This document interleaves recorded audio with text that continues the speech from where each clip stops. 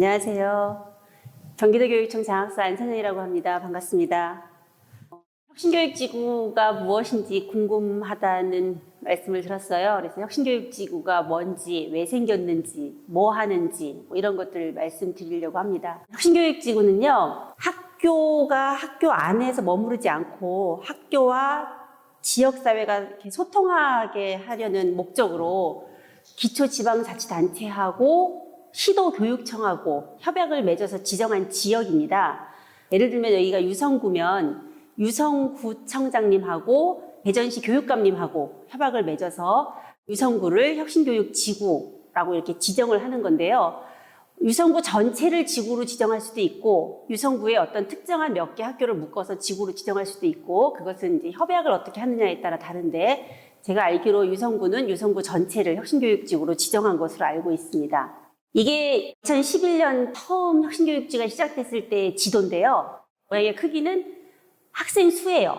지금 전국에서 학생 수가 제일 많은 데가 수원, 용인이라고 보시면 되고요. 전국의 226개의 기초자치단체 중에 지금 여기 6개가 2011년 처음 혁신교육지구라고 지정을 받아서 운영을 시작했습니다. 경기에서 처음 시작을 했죠. 경기의 31개 기초자치단체 중에 6개가 먼저 혁신교육지구를 시작을 했는데요. 여기 보이시다시피 이제 경기의 6개 지역이 이렇게 화면에 나오고 있어요. 2010년, 2009년에 혁신교육지구라는 이름 나오기 전에 혁신학교라는 게 먼저 등장을 합니다. 경기도에서 이것도 처음 시작을 했죠. 그래서 경기도에서 혁신학교라는 것이 시작이 되었고 그것의 뒤를 이어서 혁신교육지구라는 것이 등장하게 되었는데 그럼 혁신학교는 뭐고 혁신교육지구는 뭐고 왜 혁신학교로 끝나지 않고 혁신교육지구로 연결이 되었는지 이런 것들이 궁금하실 거예요. 그냥 제 경험을 말씀을 드릴게요. 저는 경기도에서 처음 혁신학교를 시작할 때 혁신학교에서 근무를 했습니다. 교사로 사는 게 이러려고 교사했나라는 생각을 했어요. 혁신학교를 만나기 전에. 나는 학생들하고 잘 소통하는 사람이 되고 싶었고 수업이 끝나고 나왔을 때 그 수업에 대한 보람도 느끼고 싶었고 그리고 학생들도 저를 통해서 뭔가 배웠다는 그런 만족감을 갖게 하는 그런 수업을 하고 싶었는데 나날이 학생들하고의 전쟁터 같은 이런 그 생활을 하다가 혁신학교라는 것을 만나게 됐어요. 그래서 혁신학교가 뭔데 그랬더니 아이들하고 잘 소통하고 수업을 재미있게 할 수 있는 그런 것들을 위해서 교사들이 노력하는 학교라고 해서 저희 학교 선생님들이 다 같이 혁신학교를 시작하게 되었죠. 수업 혁신에 집중을 했습니다. 한 명 한 명하고 어떻게 하면 소통할 수 있을까에 대한 것들을 계속 연수도 받고 선생님들하고 협의하면서 드디어 학생들하고 눈을 마주치는 수업을 하게 됐거든요. 혁신학교를 통해서. 그리고 수업이 끝나고 났을 때 내가 교사구나, 교사로서의 자존감도 굉장히 올라갔고요. 그런데 한 고개를 넘으니까 또 한 고개가 기다리고 있었어요. 그게 뭐냐면 학생들하고 수업은 굉장히 잘 소통이 돼서 잘 되는데 이 학생들의 삶의 이야기를 가지고 수업에 다양한 그 컨텐츠를 넣고 싶은데 제가 그 동네에 대한 것들을 잘 모르는 거예요. 이 동네엔 뭐가 있을까? 내가 가르치는 학생들은 어떤 동네에 살고 있는 걸까? 그리고 이 학생들이 살고 있는 동네의 이야기들을 수업에 담을 수는 없을까? 이런 고민을 하던 차에 혁신교육지구라는 것이 등장을 하게 됩니다. 그냥 교사는 학교 안에서 아이들을 가르치고 있기 때문에 학교 밖에 뭐가 있는지 잘 몰라요. 그래서 학교 바깥에 무엇이 있는지 내가 교육과정에 담고 싶은 다양한 자원들이 뭐가 있는지 어디에다가 연락할 데가 없는 거예요. 그때 지자체하고 교육지원청이 학교 바깥에 다양한 교육 자원들을 조사하고 그 교육 자원들을 학교에 안내하고 우리가 그걸 보고 빙고 저걸 가지고 내 교육과정에 넣으면 되겠구나라고 하는 그 다양한 자원들이 학교 바깥에 이렇게 있다는 것들을 혁신교육지구를 통해 알게 됐죠. 그리고 또 한 가지는 기초자치단체가 교육경비라고 하는 이 예산이 정말 교육 전문성을 보태서 학교에 지원이 되면 훨씬 더 시너지가 날 텐데 그렇지 않으니까 학교도 그 돈 받아쓰기 힘들고 또 하드웨어 하는 거에 그냥 손쉽게 예산이 쓰여지고 아니다. 이 교육경비가 다양한 프로그램들에 이렇게 같이 접목이 돼서 쓰였으면 좋겠다. 이런 생각들을 하게 된 거죠. 지자체의 예산과 교육청의 교육 전문성이 만나서 예산이 좀 더 교육 경비에 맞게 효율적으로 쓰일 수 있게 이렇게 세팅이 되게 된 거죠. 혁신교육지구가 시작이 되면서 2011년에 처음 혁신교육지구가 시작이 됐어요. 그 시즌 1이라고 하고 5년간 MOU를 맺었기 때문에 2015년까지 시즌 1이 진행이 됐습니다. 이게 이제 소문이 나기 시작했어요. 사실 제가 그때 경기도 시흥에서 근무를 했었고, 시흥은 혁신교육지구를 시흥시 전체를 지정하지 않았어요. 그 당시에 63개의 학교 중에 23개만 혁신지구로 지정을 했었어요. 그래서 23개 학교들이 혁신교육지구를 통해서 굉장히 학생들 학교 만족도가 높아지니 그 인근에 있는 학부모가 왜 우리 학교는 저런 거 안 하냐는 항의가 막 들어오기 시작했어요. 똑같이 동네 엄마들이 얘기를 하는데 이 집 엄마 아이는 늘 학교 갔다 오면 할 얘기가 많아요. 엄마 오늘은 어딜 다녀왔고요. 오늘은 뭘 배웠고요. 오늘은 어떤 선생님이 학교에 왔고요. 뭐 이런 얘기들을 하는데 우리 애는 1년에 한 번 에버랜드 갔다 오는 게 끝인 거예요. 아니 똑같이 학교를 보내는데 왜 이쪽 학교 아이들은 다양한 체험활동과 다양한 선생님들을 만나고 얘는 매일 국영수 사과하다가 하루 이 에버랜드 갔다 오고 이건 무슨 차이인가? 학부형들이 알아보니까 여기는 혁신교육지구고 여기는 혁신교육지구가 아니더라. 그러니까 이제 학부모들이 교육장님이나 뭐 시장님한테 계속 민원을 넣었어요. 우리도 혁신교육지구에 포함을 시켜달라. 뭐 이런 이제 민원이 들어왔는데 5년의 MOU 때문에 이걸 어떻게 해야 되나 해서 이제 프로그램으로 확산을 하는 그런 시기가 있었어요. 시즌 1에. 그런데 이게 시흥 안에서도 그렇게 소문이 났지만 경기도 바깥에도 그런 소문이 막 나기 시작한 거예요. 그래서 맨 처음 경기도에다가 그게 뭔데 하고 물어본 데가 서울이에요. 서울이 먼저 물어봐서 우리가 이러이러한 사업들을 하고 했더니 이런 효과가 있더라. 기초자치단체가 돈을 더 쓰는 것도 아니었어요. 원래 있던 교육 경비를 교육청하고 협의해서 실험적으로 써보니까 학교 만족도가 높았다라고 하는 이런 결론을 듣고서 여러 지역에서 이제 혁신교육지구를 해보겠다라고 했지요. 그래서 2016년을 시즌2라고 부르는데 그때 지도가 이 모습입니다. 경기도를 벗어나서 이렇게 서울과 전국과 이렇게 이제 혁신교육지구가 확산이 됐어요. 혁신교육지구 소문이 대전까지는 안 갔죠. 2015년에 이제 혁신교육지구 16년을 준비하면서 경기도도 이렇게 확산이 됐고요. 그런데 이게 지역에서 시작이 돼서 2017년까지 약 7년 정도를 이렇게 쭉 계속 확산이 되면서 퍼져갔어요. 그런데 지금 현재 문재인 정부가 들어서면서 2018년에 혁신교육 확산이라는 것이 국정과제에 들어가게 됩니다. 이게 이제 교육부가 가지고 있는 6개의 국정과제인데요. 이 국정과제 중에 하나가 교실혁명을 통한 공교육 혁신이고요. 혁신교육이 국정과제에 들어가면서 혁신교육의 가장 큰 양대 산맥이 혁신학교와 혁신교육지구라고 표현할 수 있어요. 그래서 혁신학교 확산, 혁신교육지구 확산, 이게 국정과제가 되면서 교육부도 드디어 이 혁신교육에 함께 하게 되었고요. 적극적으로 전국에 혁신교육 확산 사업을 시작을 하게 되었습니다. 2018년에 교육부가 혁신교육지구 확산 사업을 시작을 하면서 이렇게 전국적으로 혁신교육지구가 퍼지게 되었어요. 그런데 2018년에도 아직 대전까지 혁신교육지구 소문이 나지 않았네요.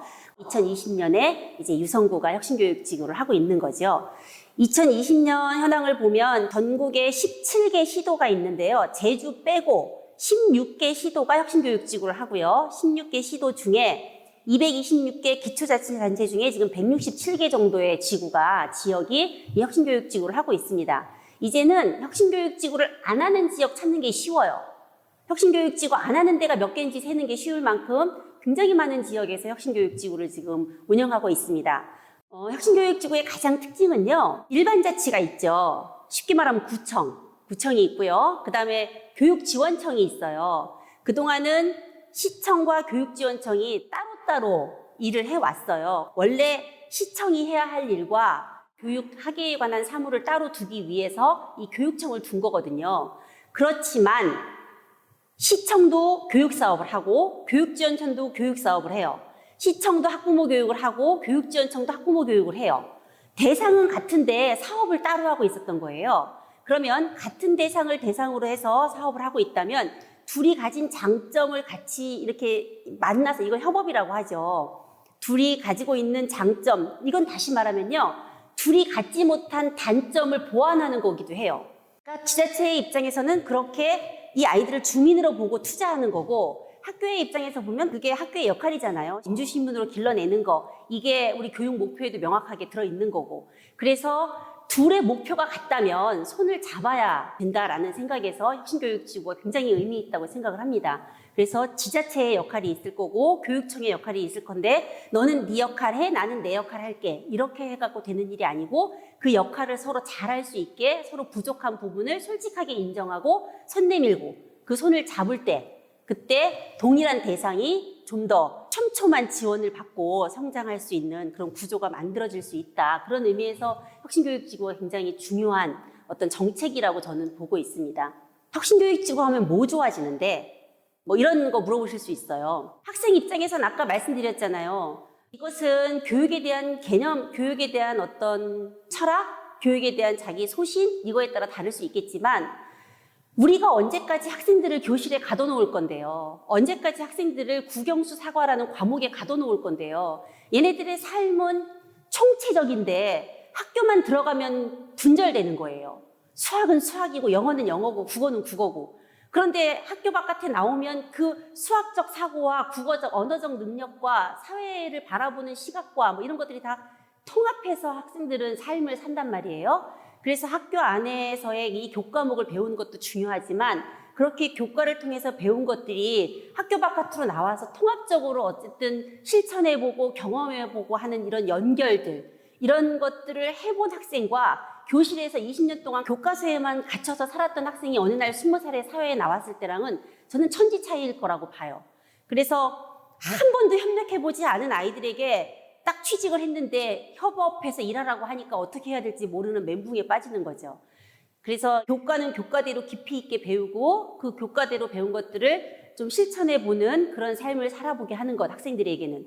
그리고 지역사회에서는 아까 제가 말씀드렸듯이 그렇게 이 아이들이 좀 역지사지 할 줄 아는 사람들로 커야 따뜻한 시민이 될 거고 정의로운 사람들이 되지 않을까. 그런 사람들 우리 동네 많아져야 이 유성구라는 동네가 좀 품격 있어지지 않겠어요? 나 하나만을 위해서 나의 입신양명을 위해서 사는 사람들이 이 인구를 다 채우고 있다면 얼마나 여기가 삭막하겠어요. 그런데 그 배움 자체가 나의 성공이 아니라 타인의 아픔에 공감할 줄 아는 사람으로 키우는 거, 이게 유성구가 좀 품격 있는 도시가 되는 길이라고 생각을 합니다. 이 말랑말랑한 아이들에게 정말 어떤 가치관을 심어줄 것인가, 이런 역할들을 우리 지역사회가 좀 해야 되지 않겠나, 그런 의미에서 서로 윈윈할 수 있는 그런 정책이다라고 생각을 합니다.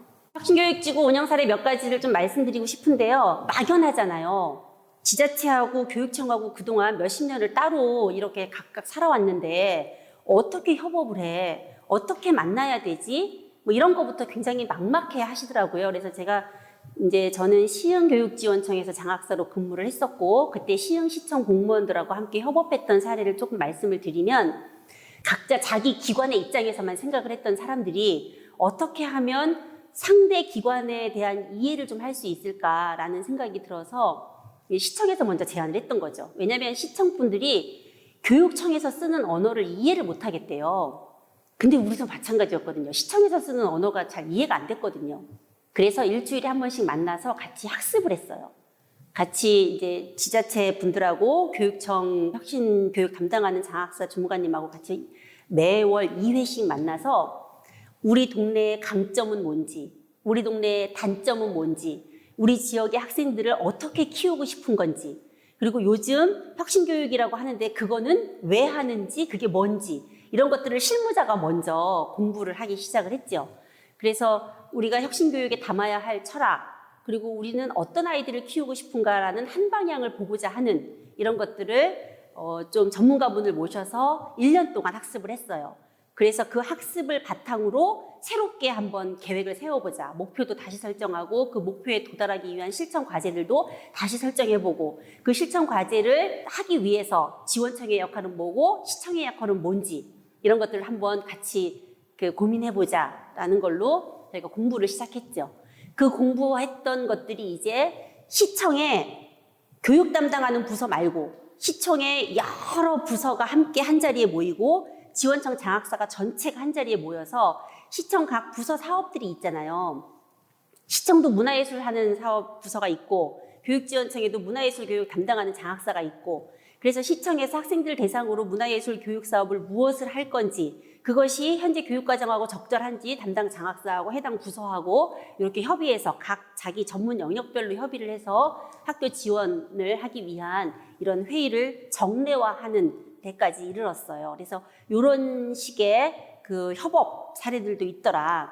그리고 학교가 이것들을 좀 쉽게 그 각 지자체나 지원청에서 하고 있는 사업들을 한눈에 보고 우리 학교 실정에 맞게 그 프로그램을 활용할 수 있도록 이렇게 한 번에 책자로 안내를 한다거나 이렇게 전용 홈페이지를 만들어서 그 홈페이지에서 신청할 수 있는 데까지 이렇게 이르러서 학교 입장에서 보면 선생님들이 다양한 교육과정 상상을 할 수 있게 그런 재료들이 막 생긴 거예요. 이 다양한 재료들을 이렇게 주면 선생님들의 레시피로 그 좋은 재료들을 가지고 멋진 음식을 만들어서 학생들한테 제공한다? 이렇게 생각하시면 될 것 같아요. 그래서 이렇게 협업을 통한 학생 지원 사업. 근데 이런 말씀들도 하세요.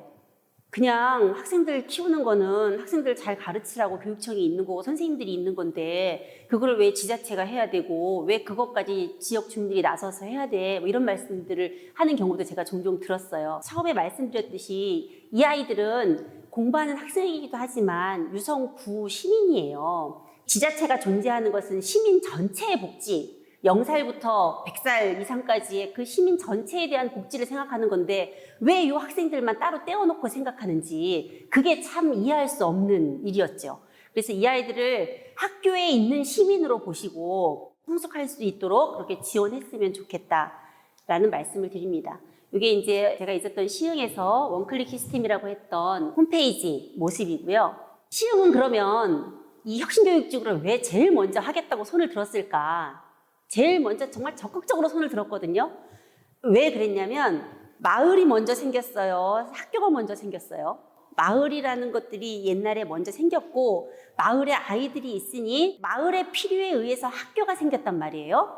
그런데 이제 학교 때문에 마을이 사라져가는 현상이 생기는 거예요. 공감하세요? 유성구는 아까 들어보니까 인구가 늘어나는 지역이라고 해서 공감을 못 하실지 모르겠는데 마을이 생기고 학교가 생겼는데 학교를 다니려고 아이들이 떠나니까 마을이 통째로 사라지는 현상들이 지역에서는 굉장히 많이 일어나고 있어요.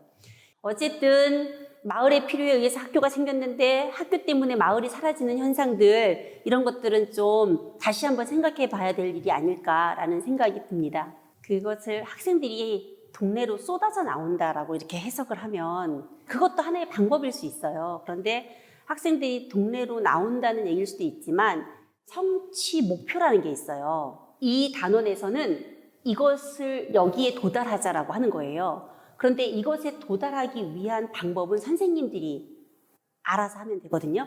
왜냐하면 지금은 교과서가 다 검인정이에요. 그 검인정이라는 얘기는 이건 교재예요. 이 성취 목표에 도달하기 위한 교재. 이 교과서 아닌 다른 것을 통하여 성취 목표에 도달할 수도 있어요. 그런데 이 교과서는 내가 가르치는 아이들하고 별반 상관없는 이야기들이 쓰여 있을 수 있잖아요. 물론 거기에서 얘네들하고 딱 맞는 얘기를 고를 수도 있지만 그렇다면 이 성취 목표에 도달하기 위하여 아이들이 살아가고 있는 동네의 이야기들을 가지고 수업을 재구성할 수도 있어요. 그게 이제 아이들의 삶이 지역으로 나온다라고 말씀드린 거예요. 교과서 안에서만 하던 수업들을 좀 다르게 생각해 보자.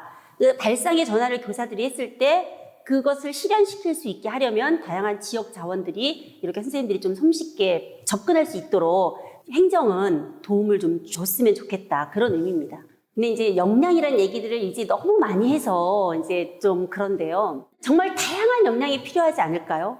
하다못해 내 손으로 내 밥은 뭐 해먹을 수 있는 정도의 역량도 있어야 할 것이고 그렇게 교과서에서 배운 것들을 좀 실천까지 연결해 볼 수 있게 하는 그런 수업들을 초중고 다닐 때 좀 많이 이렇게 제공을 학생들한테 해줘야 되지 않을까.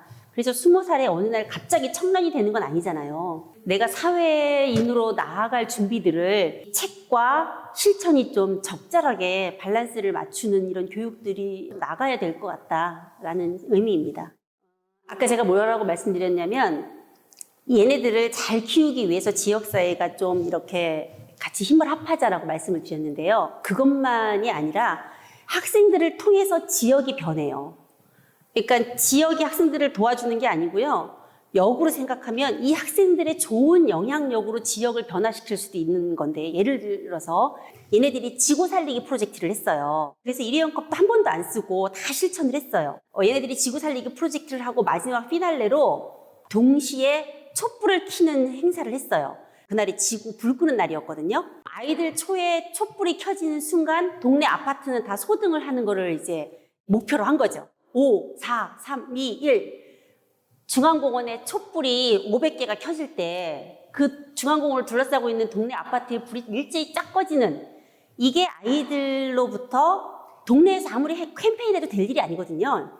부모님이 애들 말은 잘 듣잖아요. 그러니까 애들이 그렇게 신신당부하고 나오니까 이런 놀라운 일이 벌어지는 거죠. 그래서 학생들로부터 이 어른들도 좀 좋은 영향력을 받을 수 있다. 예, 그런 말씀을 드리고 싶습니다.